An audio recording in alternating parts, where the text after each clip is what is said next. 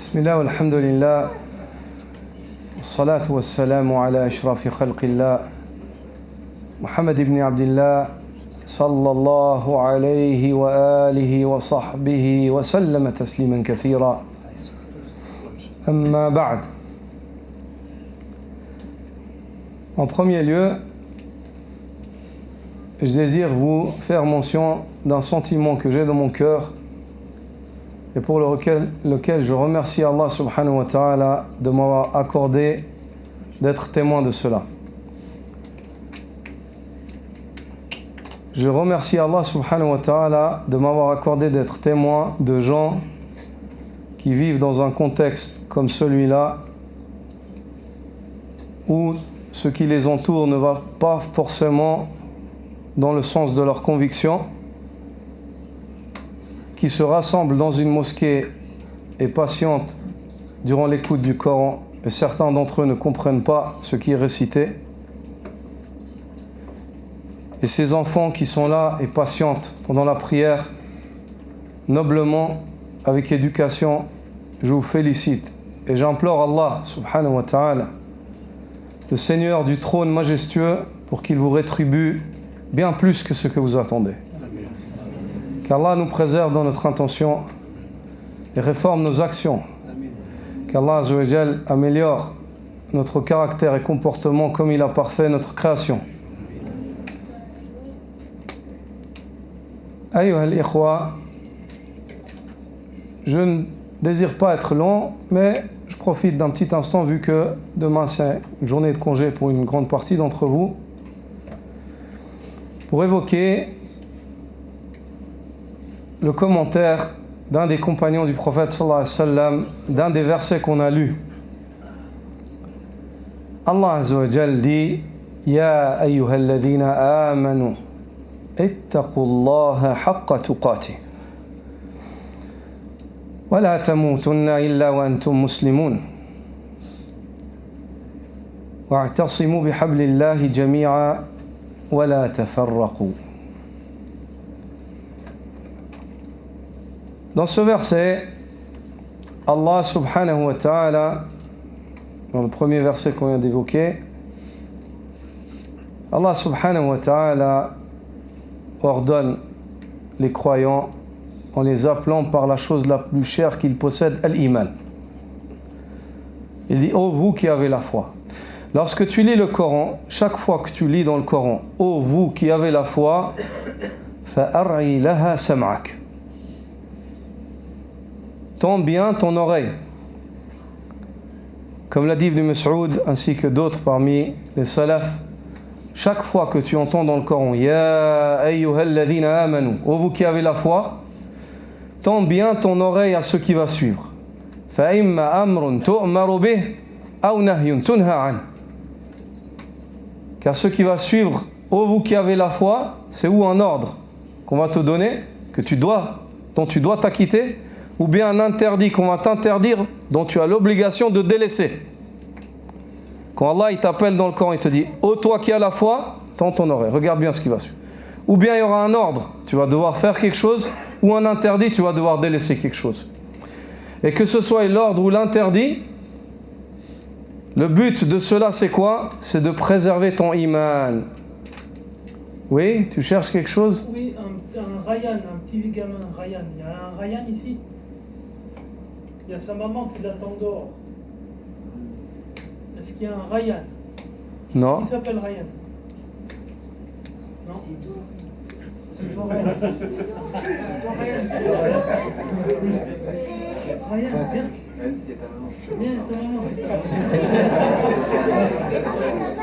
Allahumma barik. Et il était concentré en train d'écouter. Ryan, demain, Inch'Allah. Demain, qu'Allah te préserve. Allahumma barik. Allahumma barik. نسأل الله أن يصلح لنا أجمعين النية والذرية والعمل. Qu'Allah Azza wa Jal leur accorde la piété de vivre dans l'iman wa sa'ada fi dunya wal akhirah. Quand tu entends dans le Coran Ya ayyuhalladhina amanu, ô vous qui avez la foi, tends bien ton oreille. Imma amrun tu'mar, imma nahyun tunhan. Ce qui va suivre, c'est ou un ordre qu'on te donne, tu dois faire quelque chose, ou un interdit qu'on t'interdit, tu dois délaisser quelque chose. Et que ce soit l'ordre ou l'interdit, ayyuha al-ikhwa, ils sont là pour préserver ton iman. Innama ta'mal bil amri tahmi bidhalika imanak wa tazdadu imana. Quand tu agis avec l'ordre, tu préserves ta foi et tu augmentes ta foi. Wa tatruku an-nahy himayatan li imanik wa izdiyadan. Et tu délaisses l'interdit pour préserver ton iman et essayer de croître en foi. Le iman, il augmente quand tu fais un sacrifice pour Allah. Regarde, dans le ramadan, tu délaisses la nourriture. La boisson, ton iman, il augmente. Tu délaisses ça pour Allah, ta foi, elle augmente. Pareil, pour tous les interdits dans le dunya, c'est comme ça. Et le ramadan, il est venu et il t'éduque, et il te montre que c'est possible. Ne dis pas, j'arrive pas à arrêter. Tu arrives à arrêter même l'eau. Si tu dis, je n'arrive pas à arrêter, c'est un mensonge. La takzib ala nafsik. Innama jaa hadha ash-shahr liyuqima al-hujjata alayk. Ce mois-là est venu et il a levé l'argument sur toi. Il n'y a plus d'excuses. Les saïm, ba'da dhalik laysa lahu 'udhr fi al-maharim an la yatrukaha. Le jeûneur, après avoir jeûné, il n'a plus d'excuses pour dire j'arrive pas à arrêter ça, j'arrive pas à arrêter ça. C'est un mensonge. Allah, il a levé l'argument. Voilà, sachez, vous avez jeûné le mois de Ramadan, vous avez réussi à laisser l'eau, après ça, viens pas dire ouais, j'arrive pas à arrêter ça. Faut réviser ta niya. Ta niya. Car le prophète sallallahu alayhi wa sallam, quand il a parlé des interdits, idha nahaytukum an amrin fajtanibuh, il a dit, lorsque je vous délaisse, je vous interdis une chose, délaissez-la. Il n'a pas dit fa'tu minhum istata'tum ou fatrukuhum istata'tum. Il n'a pas dit délaissez-la tant que vous pouvez. Il a dit fajtanibuh, délaissez-la. Car Allah ne nous a pas interdit ce qui nous est nécessaire. Allah Azza wa Jalla ne nous a pas interdit ce qui nous est nécessaire. Mais pendant le jeûne, afin de nous purifier, de nous éduquer, de nous montrer que c'est possible, qu'on peut tout délaisser, il nous a même interdit ce qui est nécessaire pendant la journée de jeûne. Wa huwa al-ma' alladhi ja'ala fihi al-hayat. Alladhi ja'ala fihi al-hayat. C'est l'eau dans laquelle Allah il a établi la vie dans l'eau. Si ça t'arrive à le délaisser, le reste, il n'y a plus d'excuses. Allah Azza wa Jal dit dans cette ayah, ô vous qui avez la foi, fattaqullah ya ayyuhalladhina amanu taqullaha haqqa tuqati. Ô vous qui avez la foi, craignez Allah d'une vraie crainte. Ce verset-là, il interpelle, craignez Allah haqqa tuqati, comme il doit être craint, d'une crainte qu'il mérite, d'une vraie crainte. On se pose la question, quand on lit ce verset-là, c'est quoi une vraie crainte alors? Abdullah ibn Mas'ud, radiyallahu ta'ala anhu, te l'a expliqué. Il dit Taqwa Allah haqqa tuqati, ittaqu Allah haqqa tuqati, an yuta'a fala yu'sa, wa an yudhkar fala yunsa, wa an yushkar fala yukfar. Ibn Mas'ud radiyallahu ta'ala anhu a dit craindre Allah d'une réelle crainte, c'est le fait de lui obéir, surtout pas lui désobéir. De se rappeler de lui, surtout pas de l'oublier. Vous te rappelez d'Allah. Et de le remercier et surtout de ne pas être ingrat. Celui qui obéit à Allah, celui qui se rappelle d'Allah par son obéissance. Et notez, ici Ibn Mas'ud, il évoque l'acte qui t'est demandé, c'est l'obéissance. Mais l'obéissance, elle a de la valeur par quoi? Par le rappel d'Allah. Toi, dans ta salat, si tu te rappelles d'Allah, plus tu te rappelles d'Allah, plus ta salat, elle monte. Le prophète sallallahu alayhi wa sallam a dit, a été questionné, ما أعظم المصلين أجرا وما أعظم المتصدقين أجرا وما أعظم المجاهدين أجرا وما أعظم الصائمين أجرا. L'homme l'a questionné. Il a dit, qui est l'homme qui a le plus de récompenses dans sa prière? qui est l'homme qui a le plus? Et le prophète il répond, puis l'homme il questionne, puis celui qui donne l'aumône, c'est qui a le plus de récompenses de ceux qui sont généreux? Le prophète qui est l'homme qui a le plus de récompenses parmi les jeûneurs, parmi les combattants dans le sentier d'Allah? Et le prophète il répond. Chaque fois il donnait la même réponse. Le prophète disait Aktharuhum lillahi dhikra. Celui qui se rappelle le plus d'Allah par son acte, par sa prière. Dans la prière, Allahu Akbar, tu te rappelles d'Allah. Quand tu donnes l'aumône, tu te rappelles d'Allah, que c'est Allah qui t'a donné, que tu vas le rencontrer, tu as peur de Yawm al-Qiyamah. Quand tu fais le jeûne, tu te rappelles d'Allah. Quand tu fais le hajj, Hawla al-Bayt, tu te rappelles d'Allah.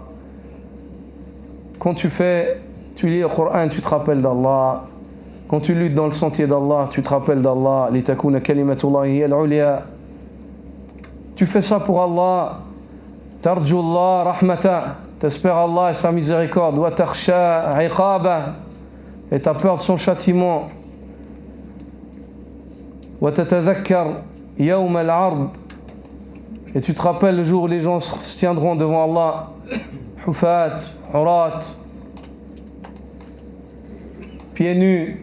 Déshabillés, fi yawm, dans une journée qui équivaut à 50 alf sana, à 50 000 années des années que vous comptez. Debout, fi ard, dans une terre vaste et plate. Yawma tubaddalu al-ard ghayra al-ard was-samawat. Ce jour-là où la terre va changer, c'est une autre terre. Elle n'est pas semblable à celle qu'on connaît, avec des ombres, avec des montagnes, avec des formes. Elle est plate. Ainsi que les cieux. Wa barazu lillah. Ils seront tous devant Allah. Al-Wahid, Al-Qahhar. Celui qui est l'unique, le contraignant. Tu te rappelles de ça par tes actes. Allahu Akbar. Le qalb yahdur. Et commence à naître dans le cœur al-ihsan. Et c'est comme ça que vient dans le cœur al-ihsan. Le fait que tu adores Allah comme si tu le voyais. Si tu le vois pas, tu te rappelles que lui il te voit. إذا خلوت يوما من الدهر فلا تقل خلوت ولكن قل علي رقيب. Si un jour tu es seul quelque part, ne dis pas je suis seul, mais rappelle-toi, dis j'ai un gardien qui me surveille. Et subhanallah, le prophète sallallahu alayhi wa sallam disait, celui qui a le plus, qui se rappelle le plus d'Allah par sa salat, c'est celui qui a plus de récompenses. Par son jeûne, plus. Jusqu'à ce qu'Abu Bakr as-Siddiq a dit ذهب الذاكرون الله كثيرا بكل خير يا رسول الله. Alors ceux qui évoquent fréquemment Allah ont pris tout ce qu'il y a à prendre comme récompense au messager d'Allah. Le prophète sallallahu alayhi wa sallam l'a regardé, il a dit Ajal. Il a dit il en est ainsi. Tu as très bien compris Abu Bakr. C'est comme ça. Dhikrullah. C'est pour ça que le sahabi, il dit An yuta' fala yu'sa. Qu'on lui obéisse, on ne lui désobéit pas. Ça, c'est l'apparent. Ou an yudhkar fala yunsa. Et qu'on se rappelle de lui par cette obéissance. Et qu'on ne l'oublie pas. Ou an yushkar fala yukfar. Et qu'on soit reconnaissant envers Allah, qu'on ne soit surtout pas ingrat. À la fin, il évoque le but. Le but, c'est de témoigner de ta reconnaissance par ton obéissance et ton rappel d'Allah. An tashkur Allah. Dhal fadli al-azim. Que tu remercies Allah, le détenteur des faveurs. Et dans des versets qu'on a lus ce soir, Allah rappelle aux croyants la faveur qu'il leur a accordée lors de la bataille de Badr. Et il leur demande à la fin du verset, il dit wattaqullaha la'allakum tashkurun. Il dit craignez Allah, obéissez-lui et rappelez-vous de lui, afin que vous témoigniez de votre reconnaissance. Si tu veux être reconnaissant, tu dois obéir à Allah. Si tu veux être reconnaissant, tu dois te rappeler d'Allah. Et si tu es reconnaissant, Allah te promet sa promesse et vérité. Il dit Ma yaf'alu Allah bi'adhabikum in shakartum wa amantum. Pourquoi est-ce qu'Allah vous infligerait-il un châtiment si vous êtes reconnaissant, si vous lui avez obéi et que vous êtes rappelé de lui et que vous avez essayé d'être reconnaissant? Pourquoi est-ce qu'il vous châtierait? Ma yaf'alu Allah. Qu'est-ce qu'Allah gagne de votre châtiment? Ma yaf'alu Allah bi'adhabikum in shakartum wa amantum. Pourquoi est-ce qu'Allah vous infligerait-il un châtiment si vous êtes reconnaissant et que vous avez la foi, Donc la crainte d'Allah réelle, et l'homme qui craint Allah, c'est celui qui lui obéit, il ne lui désobéit pas. Qui se rappelle de lui, il ne l'oublie pas, qui est reconnaissant et il n'est pas ingrat. Subhanakallahumma bihamdik, ashhadu an la ilaha illa ant, astaghfiruka wa atubu ilayk.